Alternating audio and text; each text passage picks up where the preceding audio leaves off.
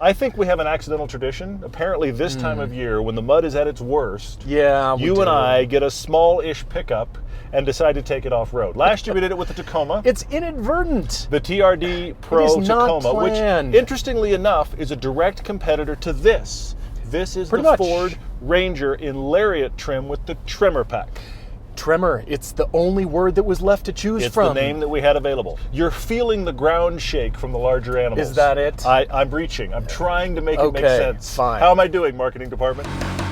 You're watching Everyday Driver. We make a TV show, podcast, and YouTube channels dedicated to great cars, driving adventures, and helping you find a car you'll love.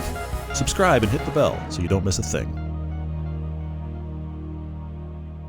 This is the 4th generation of the Ranger. Yes. And you'll notice as soon as you get in, you'll think, really? This is a 2021? It feels old. And that's because you're right. It is old. Yes. It went on the market in the rest of the world in 2011 and only to the US and North America in 2019. Yep. So we got the new Ranger that had been around. Everybody else was sort of yawning, thinking, what's going on? But here's the deal.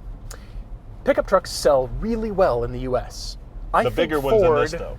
Yeah, the bigger ones in this, and because of that reason, series, I think Ford didn't want to cannibalize sales of their F-150 by offering something really cool in the Ranger and offering it about the same time. So they've come up with the Ranger trim levels, which is fine, but this is direct evidence that car companies not only push themselves along, but they're influenced by other car companies because they waited until almost the end of its life cycle to bring out the package on the truck that it should have had on the market to begin with. Don't give me a Ranger, give me the Ranger Tremor first. Let's start with that. It's because this is the package that best competes with the TRD Pro or the Pro 4X from the Nissan Frontier. These are the two main competitors we've driven that I want to talk about. That were available immediately. Yes, that's a fair point. And the other thing about it is both that Frontier and the Tacoma are also ancient in their current spec. They are. And there's two ways to look at that. On one level, it's time for a refresh. On another level, you like the older stuff because you know it works. Fair, this is a segment of the market where ain't broke, don't fix it does apply. That's pickup trucks in general. Absolutely. Ain't broke, don't fix Absolutely. Now, there is supposed to be a new Ranger coming. This Ranger, this is as close to the Raptor trim as you can get by getting the Tremor pack. Now, that gives it a little bit more of a lift. It's got Fox shocks with an external reservoir. It's got like about an inch more ground clearance. And it maintains its 7,500 pounds worth of towing. Well, this is actually very good. We've decided to call this truck Mini Jump because it's not full jump. No. It's not full Raptor, full Sen. This is we won't be jumping. We're battling through mud. We feel like that was a worthwhile thing to give the Tremor. Well, that's just it. It's the mud and sort of overlanding kind of thing where this truck is positioned, and to your point, because Ford wanted to make this a balance between giving you more off-roading capability and still keeping the payload capacity and towing capacity intact for towing things like a UTV that's directly ahead of us for exactly what he's doing. But he's got a 250 or a 350, it looks like. Yeah, so this Tremor pack. Think of an FX4 off-road. It's just slightly better than that. It's just a little bit wider, and you do get the increased ground clearance, and you do get a little bit revised suspension, and you get the bash plates and the skid plates, and I'm glad that the marketing department told us they were screwed to the steel frame, because here I thought they were screwed to the mirrors. Well, or screwed to the front fascia that's already got rubber with it. Yeah, right. Good, for sure. Good thing. And you do get these nifty graphics all over the truck. You get red nostrils in the grille. That was actually called out. Nostrils. You get the red nostrils was called out in the marketing material as a feature. Have you ever thought of nostrils being a marketing department thing that they're going to put on the list? Well, this is the same marketing department that gives you the Mustang triple blink. Yes, look, so, the sequential blinkers. You're right. It is. That's true. Yeah. The other thing you get is right on top of the instrument panel. It's the 6 aux switches to hook up anything that you need power takeoff for. Ford wanted to push this past the FX4 and just regular off-road. And it does feel more capable. It sits higher. It does feel like a little bit angrier in that sense, but the power plant is the same. All you're doing is getting these 32-inch tires, you're getting the higher ground clearance. Okay. This could do just about anything. We could go do some damage. But mini Sen. But dial down a couple notches. It's not at 11, it's like at 9, maybe 9.5. Well, now, I do have to say, this power plant and transmission combination is excellent. All right, this is the 2.3-liter EcoBoost engine you find in the Mustang. It's the 4-cylinder. It has a 10-speed automatic. And those two things combined actually make this feel really spry. It like jumps off the line. The numbers are decent. It's like 270 horsepower, 310 pound-feet of torque, which is, interestingly enough, you remember we talked about the fact that the Frontier got a new engine and transmission. It has more horsepower and less torque than this. This is a torque monster because it's a turbo. Because it's got the turbo. And it's got 10 speeds, and that 10 speeds, it jumps around all over the place, and it actually makes this car feel fast. Yep. And then on the other end of the spectrum, you have trail control. Trail control, which we need to demo. It's kind of like cruise control for overlanding. It is, and there's trucks that have a similar system. This one you can use all the way down to 1 mile an hour. I actually tested it, and it works well, and that's really just for cruising along on the trail, not the steep stuff, though. Don't think it will overcome steep hills up or down. The problem is, you don't know what steep means to Ford. You could think, well, that's not too bad. I don't think trail control at all. Work. Yeah, that's interesting. So there's not really an angle of inclination that Ford tells you that it can or cannot be used. 45 too much. 44 okay. 44 is fine. 45 is completely past the line. Word. Yeah. It's right out. Well, I don't know what we're talking about. Yeah. I like this size of pickup trucks. I do 8% too. of me likes pickup trucks. This is how big pickup trucks should really be. I agree don't with think you. they need to be any bigger than this. They start to get ungainly after this because it is difficult in things of normal life. When you get a smaller pickup, you don't have as much room in the back. This doesn't have very good room in the back. The back seats are not good. The pickup bed is not very big and not very usable. And I get that if you want a full-size pickup, those are the things you're chasing. The problem is those become so enormous when you put them in parking lots because that's where you work. Yeah. Now they become really difficult, whereas this feels easy in all those situations. It does. It still feels useful and easy to use. All right, so we're parked, which means we can talk about the interior. And because this is a decade old, it kind of feels like it. It feels like Ford from the 2000s, which we liked then. There's other pickup truck manufacturers that are doing more. It feels like more function, more usefulness, and more visual interest. Yeah. This just seems pretty basic. And it also uses Sync 3, which at the time when it came out, a decade ago, or was the latest from Ford. It was not quite a decade. It's been updated along the way, but it still feels like ancient technology from the same company giving us the Mach-E and the center screen that we are actually finding to be really good. That is good. You're right. This is what buyers like. You just want something that works. That's it's simple. It's just my and toothbrush. It's just my shoes. But I also think it's interesting that the two major competitors that we've driven, that Pro 4X Frontier, which felt ancient because it's 15 years old with a new engine and some Apple CarPlay screwed to it, and the Tacoma TRD Pro. That's how they do it. They screw the Apple CarPlay. They did. Android, it's going to be great. Screw it. Those are also ancient. This whole market segment needs an update. Now, I know that means you're screaming because I like it is, and that's why they've continued to sell. Yeah. I can't believe that we got the Ranger almost 10 years in at the end of its life. And they're already talking about the replacement. We just got this one. Agreed. This one's solid, but it definitely feels old. And the build quality feels really high. It feels really robust and Ford tough and all that stuff. The pickup truck owners in the larger pickup trucks that want it and use it just for their daily and don't really use it like you can this. Oh, interesting. I see where you're going. Let it have all the tech and actually make these, the smaller size, even more basic. This size of truck is more used and useful to buyers towing their UTVs and just kind of doing a little bit of light off-roading. The thing I like about it is it's just easy to drive and position in the normal world. Yeah, it really is. And if the trail gets narrow or whatever, this is still fine. And still have all the capabilities of off-roading and pickup trucks. And for most like people's that. needs, this is more than enough. You know, the Tacoma, we talked about it there too. It's one of those trucks that the big boys go out and have this event of I'm going off-road and here comes a Tacoma just through the middle of all of them. This has that feel as well, where it does. Everybody around you is enormous and overblown and you're kind of like, hi, I'm here too. Yeah. This Ranger does feel that way. I agree. You need to drive this thing. Yeah, you do. Look out, it's quite muddy. Oh, yeah. Yeah, more than you even think. That's caked in right up in the shoes. Alrighty, that's good stuff.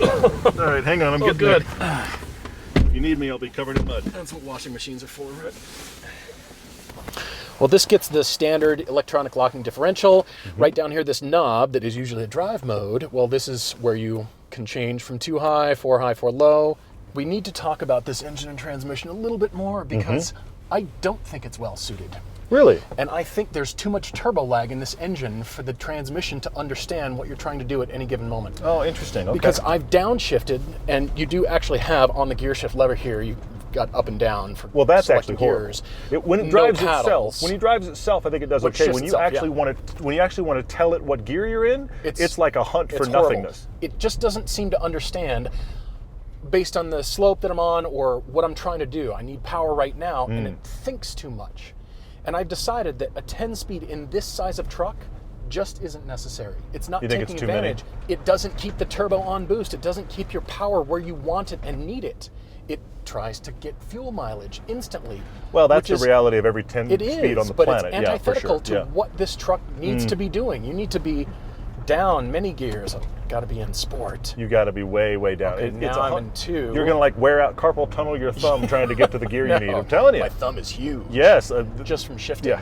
I off-road, can't you tell? It's going to be awesome. Yeah. I've got a Ford Ranger. Oh, this has trail control. Why is the traction control system in any 4x4 trying to mitigate the wheels on a slippery, slick surface like this? As soon as you're in 4-high or any four-wheel drive whatsoever, it should just go off automatically. That's not a Ford thing. That should just go off.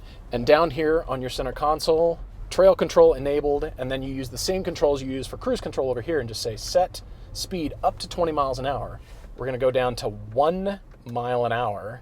The truck is in control, and imagine kind of rock crawling just gently over stuff. Sure. You don't have to worry about it at this point. Have we tried normal cruise control doing this? Does it actually not work? I did, and it doesn't work. Interesting. You would think cruise control might be the same thing, and it just isn't. Okay, all right. But this is actually using brakes constantly, whereas cruise control, Yes, you're right. I suppose You it is can- using brakes, but But you can, but cruise control The is worried sensors about are a your little bit throttle different. most of the time. For sure. This is interesting because you can actually hear the brakes working. If you were Yep. overlanding, Yep. if you were off-road, short of rock crawling, of course, you could actually put that mode on and Yep. rest a bit. Exactly. If you're going to saw Exactly. miles today with your off-road, those cool off-road teardrop campers, and you're going to do some overlanding miles, Yeah.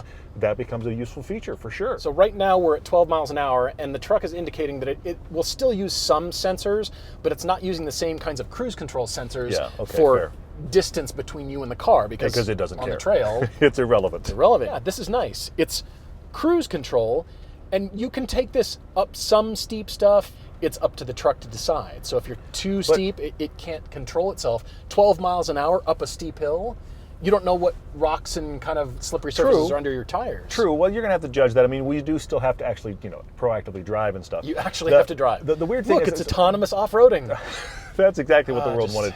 Ford is concentrating less on rock crawling and more on high-speed off-roading.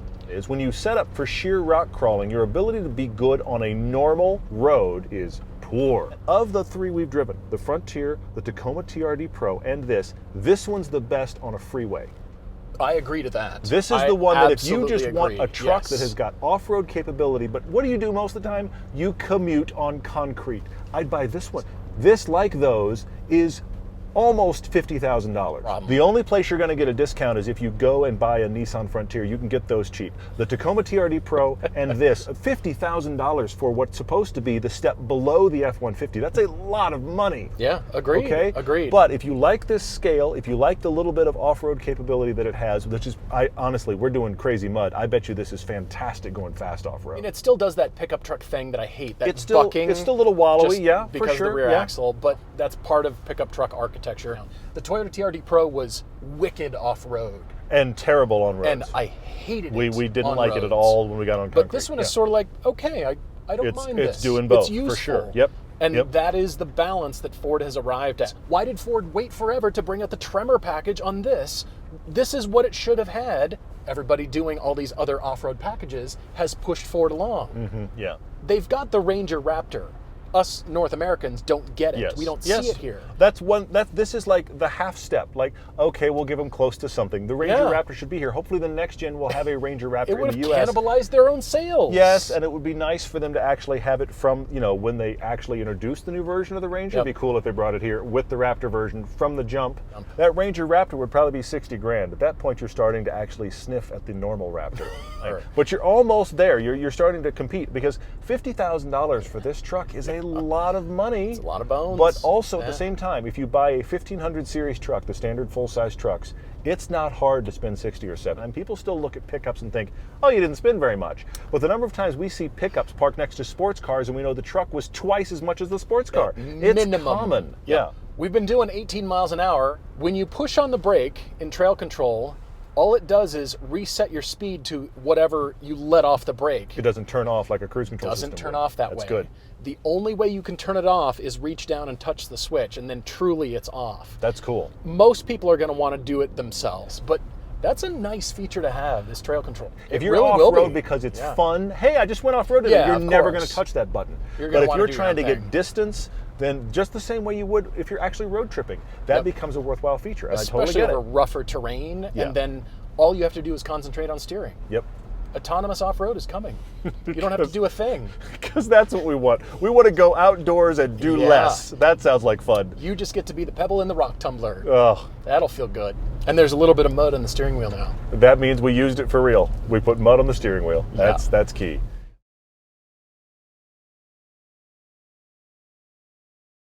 These 6 auxiliary switches.